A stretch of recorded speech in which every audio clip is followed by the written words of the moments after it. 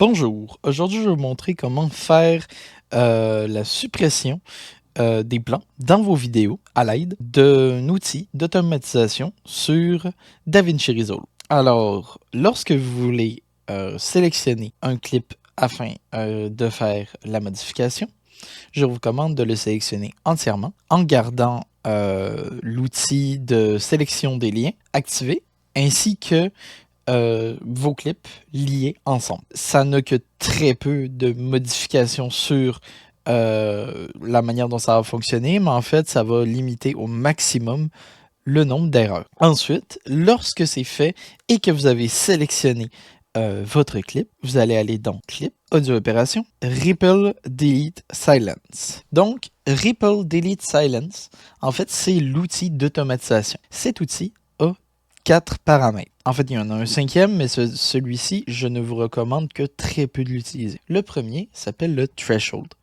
Le threshold, dans le fond, ça va être le niveau audio à partir de lequel on va retirer du son, en fait, qu'on va retirer des parties de vidéo. Donc, par exemple, plus on va le moduler, par exemple, à partir de tel niveau de son on supprime, bien plus il va y avoir des parties qui vont ne pas être déletées.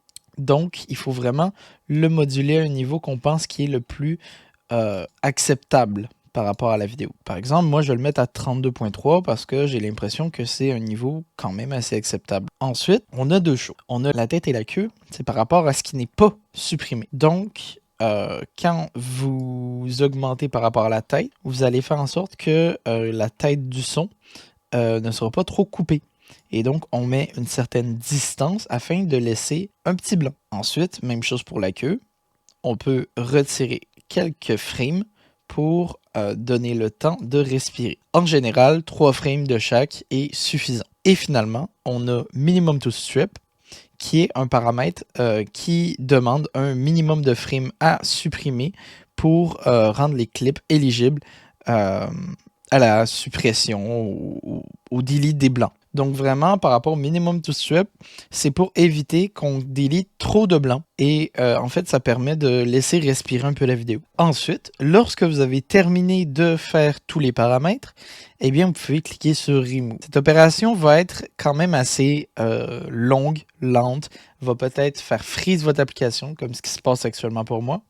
Mais il faut absolument ne pas fermer l'application parce qu'en fait, elle fait juste beaucoup travailler.